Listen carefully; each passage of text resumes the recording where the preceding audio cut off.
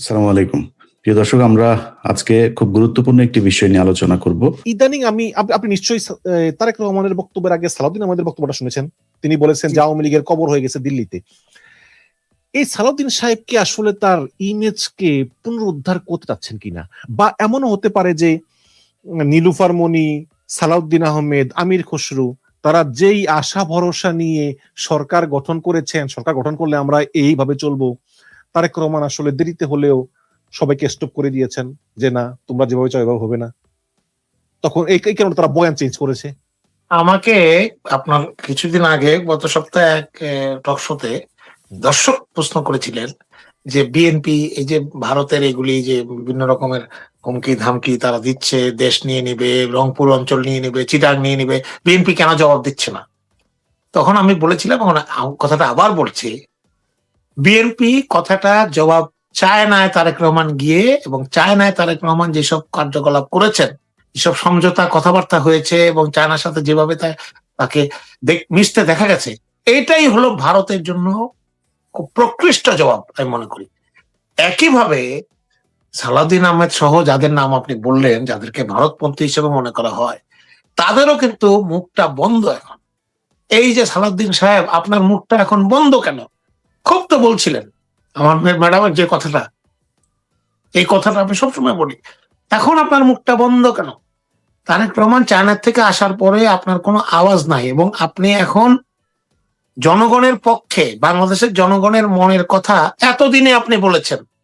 এখন আপনি যদি এভাবে কাজ করেন, এভাবে যদি আপনি রাজনীতি করেন, আপনাকে কেউ আর কোনোদিন ভুয়া বলবে না, এটা আপনি শিওর থাকেন। দেশের জনগণের পক্ষে থাকেন। জনগণের পালস যদি না বুঝে যায়, যে ডাক্তার রোগীর ধরে পালস বুঝে যদি চিকিৎসা দিতে না পারে, সেই ডাক্তারের কাছে কেউ যায় না, গেলে রোগী মারা যায়। তো আমাদের রাজনীতিবিদ, অনেক রাজনীতিবিদ আছেন, তারা জনগণের পালসটাকে ইগনোর করেন। তারা জিজিএফ এর রিপোর্ট, এনএসআই রিপোর্ট, আর তাদের যে নিজস্ব লোক আছে তাদের রিপোর্টটাকে বেশি তারা ফলো করে, এবং তারা ভুলটা করে।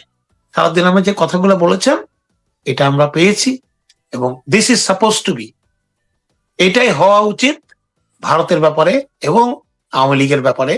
আমাদের ব্যাখ্যা বিচার হবে। তবে তারেক রহমান সরকার গঠন করার পরে কিছুদিন কিন্তু চোখ রাখছে অনেকের উপরে, যে দেখি কি করে। এখন ব্যাপার হচ্ছে কি, গত 15 বছর ধরে একসঙ্গে রাজনীতি করছে তো, এবং এই যে সালাউদ্দিন আহমেদ, আমির খসরু এবং তারেক রহমান কেউই কিন্তু কারোর সঙ্গে আগে রাজনীতি করে নাই। বেগম জিয়া তো মারা গেল, তারপরে প্রথম তারেক রহমান প্রধানমন্ত্রী হলে। তারেক রহমানের নিজেরও অনেক কিছু বোঝার ছিল, অনেক কিছু ভাবার ছিল, এবং আমি শুনেছি যে তিনি আমির খসরুকেও থামিয়ে দিয়েছেন যে স্টপ, এখন পর্যন্ত যা হয়েছে হয়েছে, স্টপ, ভবিষ্যতে এই ধরনের আর কোনো নিয়োগ দিয়েন না। যেগুলো দিচ্ছেন ঠিক আছে, বাট এগুলোর প্রতি মনিটর করেন। তো এই কারণেই হয়তোবা ওই যে অ্যাসালমকে আবার ফিরিয়ে আনবে, অ্যাসালমকে একটা স্পেস দিবে, আমার আমার আমার মনে হয় এটা হবে না। কারণ না না, আপনি আমির খসরুর কথাটা বললেন, আমির খসরুর কথাটা খুবই ইম্পর্টেন্ট। এই আমির খসরুর ইচ্ছাকৃত অনিচ্ছাকৃত আমি জানি না, তার একটা সিদ্ধান্তের কারণে কিন্তু বিএনপির সাথে, দল হিসাবে বিএনপির সাথে চায়নার সম্পর্ক দীর্ঘদিনের জন্য খারাপ হয়ে গিয়েছে। সেই তাইওয়ান সেন্টার খোলা নিয়ে, উনি যখন বাণিজ্য মন্ত্রী ছিলেন, উনি ঢাকাতে তাইওয়ান সেন্টার খুলেছিলেন। চায়না কিন্তু তাইওয়ানের ব্যাপারে খুব sensitive. Even United states of America যখন তাইওয়ানের ব্যাপারে কোনো কথা বলে, চায়না কিন্তু এটা কিন্তু পছন্দ করে না, এবং খুব বিরক্ত হয় এবং এটাকে প্রতিবাদ করে। তো কি হিসাবে বিএনপি, জিয়াউর রহমানের সময় থেকে বিএনপি চায়নার সাথে ভালো সম্পর্ক, চাইনিজরা জিয়াউর রহমানকে পছন্দ করতেন, even north Korea, south Korea, প্রত্যেকটা এই দেশগুলি, কারণ তার যে নীতি ছিল ওগুলা পছন্দ করতো তারা। সেই চায়নার থেকে আমরা দূরে সরে গেলাম, এবং চায়না আমাদেরকে কোনো হেল্প করলো না গত 15 বছর। আমরা দেখেছি সোনার নৌকা টোকা চায়না শেখ হাসিনাকে দিয়েছে। অবশ্যই চাইনিজরা ব্যবসায়ী জাতি, চায়না ব্যবসা করতে চায়, ইউনাইটেড স্টেটস প্রভাব দেখাতে চায়, চায়না বিজনেস করতে চায় সব জায়গাতে। ওরা ওদের উদ্দেশ্য বিজনেস করা। ওদের কাছে সবচেয়ে বেশি টাকা আছে, ওয়ার্ল্ডের সব টাকা ওদের কাছে এখন। আমেরিকা ওদের কাছে অনেক টাকা দেয় না, সবাই ওদের কাছে দেয় না। সেই চায়নার সাথে বিএনপির সম্পর্ক ভালো হওয়া খুব জরুরি। Plus China nuclear power, China আমাদেরকে সবসময় সমর্থন দিয়ে গেছে, দিবে। চায়নার সাথে আমাদের বন্ধুত্ব খুব দরকার। এই আমির খসরু থেকে শুরু করে যারা আছে, চায়নার সাথে যেই প্রজেক্ট গুলো আমাদের এখন হাতে আছে, এই হবে বলে শুনছি, তিস্তা প্রজেক্ট থেকে শুরু করে আরো অনেক কিছু, করিডোর যেটা চায়না হয়ে গংমিং হয়ে যে মায়ানমার হয়ে বাংলাদেশে আসবে, এগুলো যদি বাস্তবায়িত হয় বা এগুলো প্রজেক্ট হাতে আসে এবং কাজ শুরু হয়, আমির খসরু সে অর্থ পরিকল্পনা মন্ত্রীও থাকবে না, আপনি শিওর থাকেন। না, এখানে দেখেন আলটিমেটলি আউট হয়ে যাবে, থাকবে না। ভারতে মানুষ চিকিৎসার জন্য কেন যায়? যায় এই কারণে যে সড়ক পথে যায় কম খরচে চলে আসতে পারে। আমাদের চিকিৎসা ব্যবস্থা যেহেতু এরকম না। এখন যদি মিয়ানমারের ভিতর দিয়ে চীনের কুনমিং এ আমরা 15-16 ঘন্টায় পৌঁছে যাই, তাহলে কিন্তু সবাই চীনমুখী হবে, কেউ আর ভারতমুখী হবে না। না, হবে না তো কোনোদিন। ভারতে এই যে আপনার একটা কথা মনে করিয়ে দিলেন, এই যে তারেক রহমান যখন চায়না আর মালয়েশিয়া ভ্রমণ সফর করছেন, খুব শর্ট টাইমে অনেকগুলো জায়গাতে উনি ট্রেনে করে গেছেন, ট্রেনটা দেখার জন্যই গেছেন। এই বুলেট ট্রেনটা দেখার খুব ওনার ইচ্ছা ছিল, যেটা উনি বাংলাদেশে করতে চান, ওনার স্বপ্ন আছে, ভবিষ্যতে হয়তো করার চেষ্টা করবেন। এই সময়ে ঢাকাতে এই ভদ্রলোক এখানে এসে, দীনেশ ত্রিবেদী এসে গেছে 2 সপ্তাহ আগে, সে কোনো কিছু সে রাষ্ট্রপতির কাছে সে পরিচয়পত্র দেয় না। তারেক রহমান যখন মালয়েশিয়া গেল, তখন সে রাষ্ট্রপতির কাছে পরিচয়পত্র দিল। দেওয়ার পরে সে তারেক রহমান যখন চায়না বেইজিং এ মিটিং করছেন শি জিনপিং এর সাথে, তখন ইনি এখানে সাংবাদিক সম্মেলন করে বলছে বাংলাদেশের সাথে ভারতের সম্পর্ক যুগান্তকারী হবে, আমরা ভিসা খুলে দিলাম। আরে মানে ভিসা তোরে দিতে বন্ধ করতে বলেছে কে, খুলতে বলেছে কে? তোদের ভিসা চায় কে?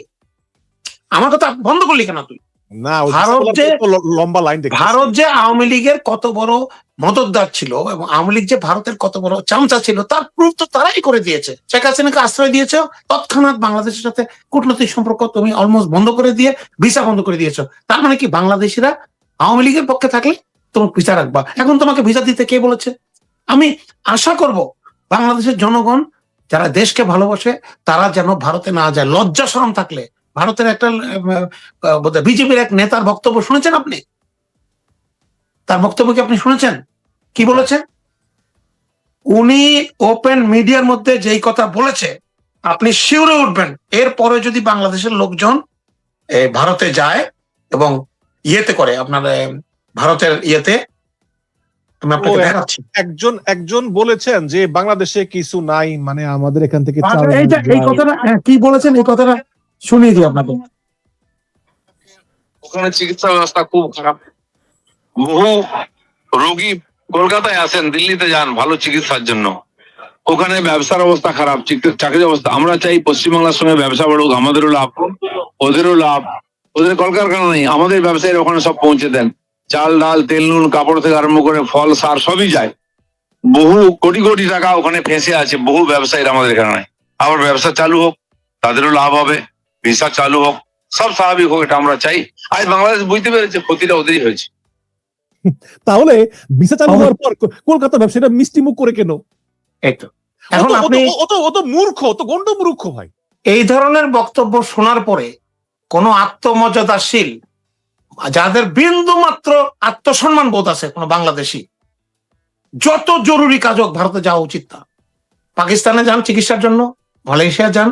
পাকিস্তান অত্যন্ত সস্তা, আমাদের চেয়ে অনেক সস্তা, কারণ ডলার হিসেবে আমাদের অর্ধেক পাকিস্তানের টাকা।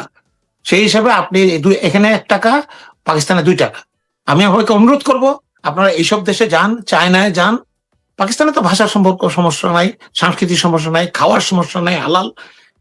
ইমরান খানের যে মায়ের নামে যে হসপিটাল, শকত খানম ক্যান্সার ইনস্টিটিউট, 2টা হসপিটাল, তার বিশাল হসপিটাল এবং ফ্রি চিকিৎসা। আমি অনুরোধ করব বাংলাদেশের জনগণকে এইসব জায়গায় যান, ভারতে যাবেন না।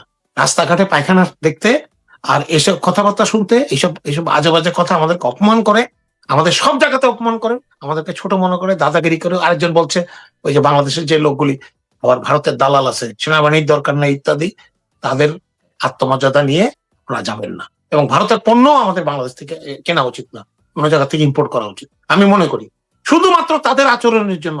আমি ভারত বিরোধী এই কারণে না যে ভারতকে আমি পছন্দ করি না, তাদের নামের জন্যই, তাদের কর্মকাণ্ডের জন্য। আগে ছিল ভারতের সরকার, এখন হয়ে গেছে ভারতের জনগণ। পশ্চিমবাংলায় আপনারা দেখলেন না, 90 লক্ষ মুসলিম ভোটারকে অবৈধ ঘোষণা করে তারা মোটামুটি হাসিনা স্টাইলে মমতা ব্যানার্জিকে হারাতেই হবে, বিজেপিকে আসতেই হবে। তো এটা যদি ভারতের গণতন্ত্রের নমুনা হয়, তারা অন্য দেশের গণতন্ত্রের কথা বলা কোন ইয়েতে? আর এখন তো আমেরিকার সাথে সম্পর্ক ভালো না, জানেন। আমেরিকা তো এখন ভারতের উপরে খুব বিরক্ত, তারা বলেই দিয়েছে।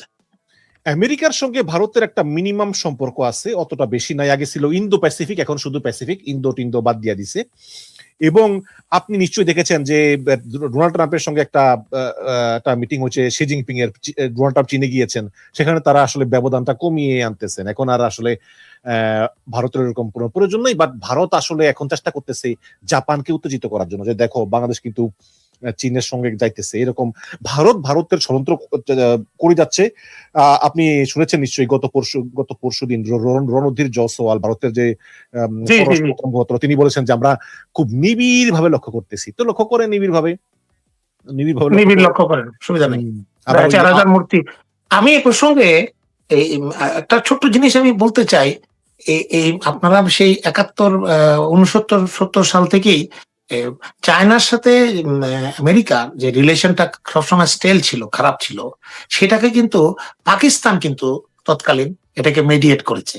এবং তার ফলশ্রুতিতে বোধহয় 70 সালে বা 71 সালে প্রথম ভারতের আমেরিকার ফরেন মিনিস্টার কিসিঞ্জার উনি কিন্তু চায়নায় গিয়েছেন। যে পিং পং রাজনীতি আপনারা শুনেছেন এটা নিশ্চয়ই। তো বাংলাদেশের সামনে এখন একটা সুবর্ণ সুযোগ এসেছে, যেহেতু বাংলাদেশে আমেরিকার সাথেও ভালো সম্পর্ক এবং চায়নার সাথে এখন সম্পর্ক খুব ভালো হচ্ছে। বাংলাদেশ মিডলে থেকে এই দুইটা দেশের সম্পর্ক যদি একটা স্বাভাবিক পর্যায়ে রাখতে পারে, যেটা পাকিস্তান দীর্ঘদিন করেছে এবং তারা কিন্তু ফল পেয়েছে এর জন্য। তাদের নিউক্লিয়ার পাওয়ারও এসেছে, তাদের অনেক বিদেশি সাহায্য এসেছে, সবকিছু কিন্তু তারা পেয়েছে। আমরা কিন্তু এটা ফলো করতে পারি, ছোট দেশ হতে পারি, কিন্তু আমাদের বুদ্ধি তো কম না। আমাদের ভালো ভালো স্ট্র্যাটেজিস্ট আছেন, ভালো ভালো লোক আছেন যারা এগুলো করতে পারেন।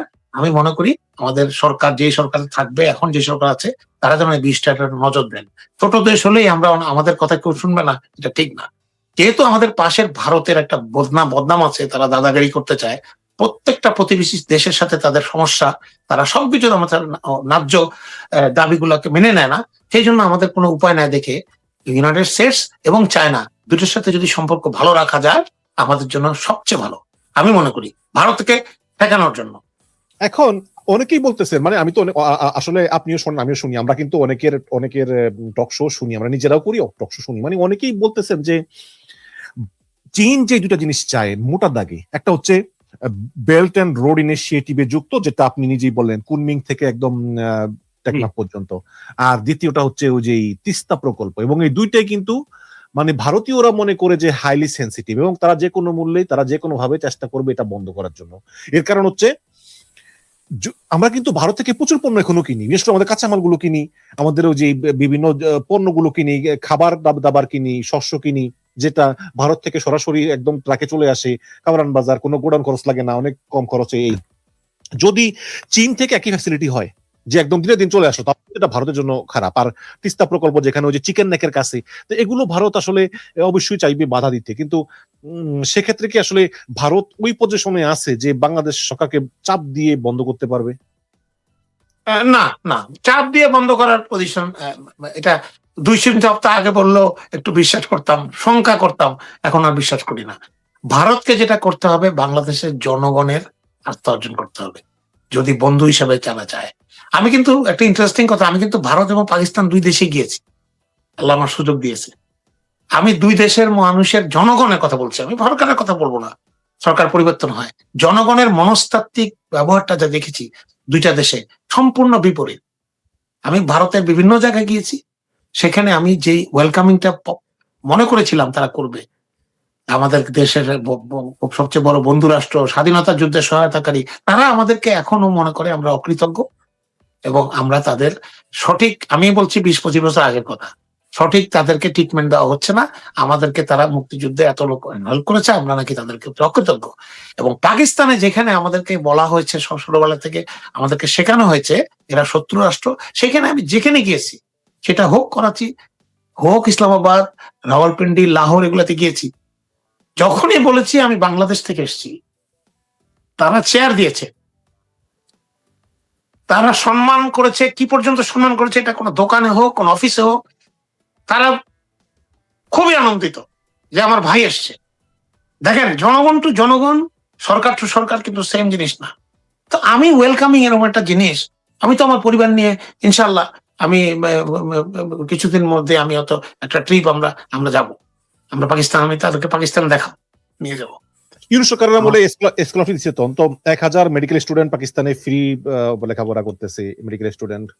জি, না থাকা এটা তো উচিত। হওয়া উচিত। আমার কথা যে ঐতিহাসিক জিনিসগুলি যেগুলি বিভিন্ন রকমের মানে প্ল্যানিং এর মধ্যে তো হয়েছে, এটা সত্য কথা, এটা কোনো বৈষম্য টৈষম্য ইত্যাদি, হ্যাঁ, যা কিছু বাংলাদেশে এখন দেখতে পাচ্ছি আমি, বড় বড় জিনিসগুলো এখনো আছে, সংসদ ভবন শুরু করে ঢাকা ইউনিভার্সিটি থেকে চিটাগাং ইউনিভার্সিটি, আপনি তো জাননি কোন চিটাগাং ইউনিভার্সিটি, এর চেয়ে সুন্দর ইউনিভার্সিটি, এর চেয়ে পাহাড়ের ভিতরে এত সুন্দর স্থাপত্য আপনার বাংলাদেশে কোথাও কোনো জায়গায় সম্ভব হবে না বানানো তখনকার সময়। আমার একটা প্রশ্ন কি, যে ভারত তো পরাশক্তি হতে চায়, যেমন আমরা পরাশক্তি বলতে বুঝি আমেরিকা, রাশিয়া, চায়না, ইংল্যান্ড বা মানে যুক্তরাজ্য, ফ্রান্স এগুলো।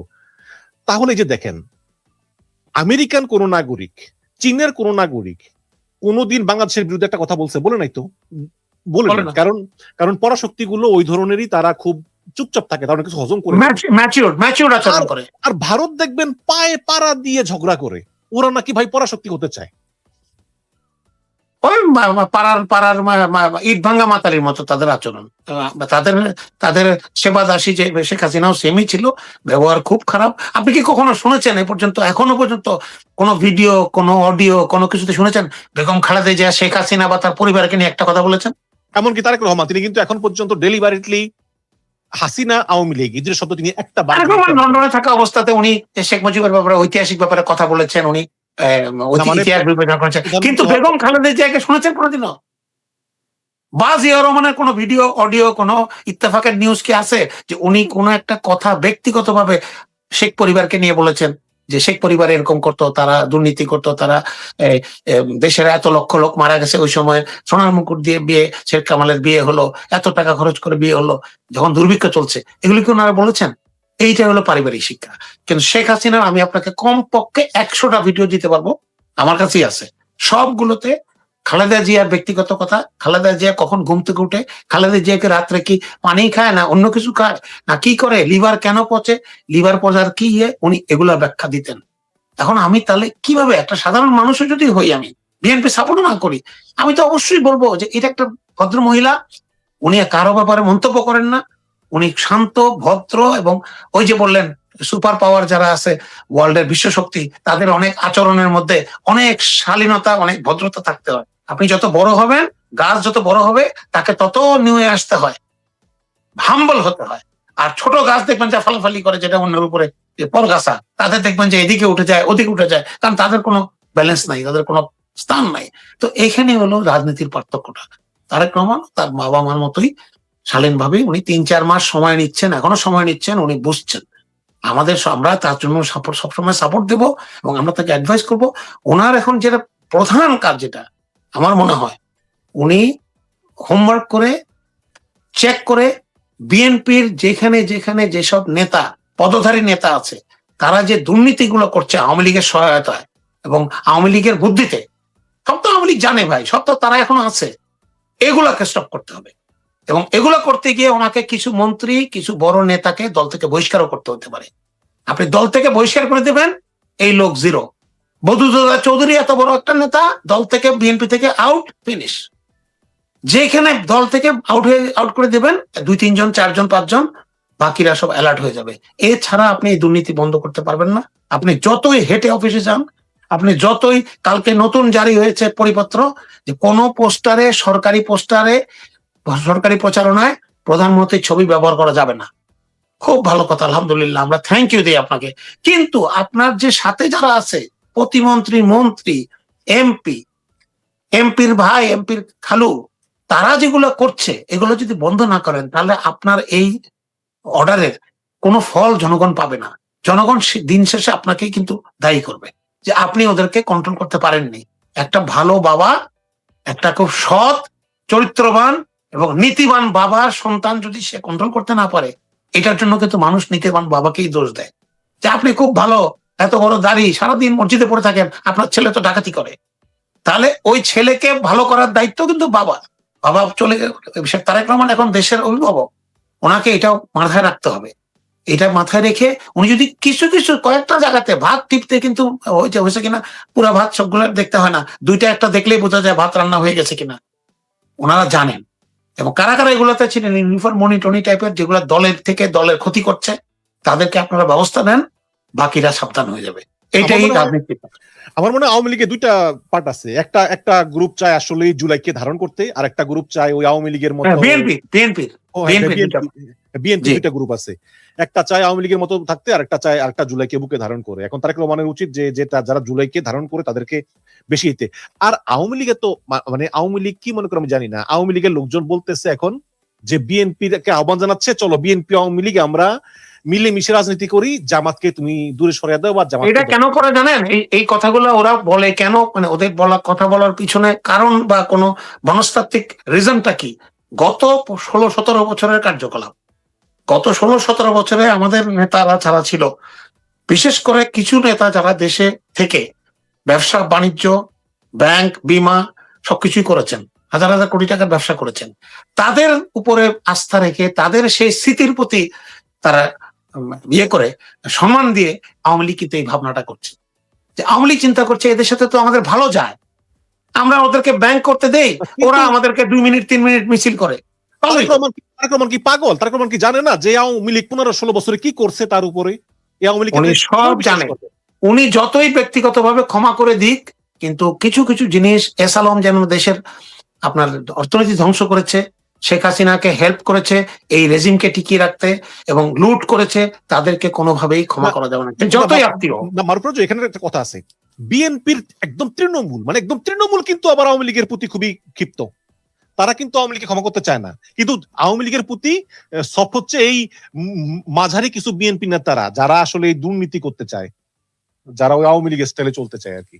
এই যে জুলাইটা যদি না আসতো, এই জুলাইটা, এই স্পেশালি আজকে তো জুলাইয়ের 6 তারিখ, এই 5 তারিখ, এটা যদি না আসতো তাহলে কিন্তু আমরা কিছু কিছু ভালো সাইডে আবার কিন্তু পেয়েছি।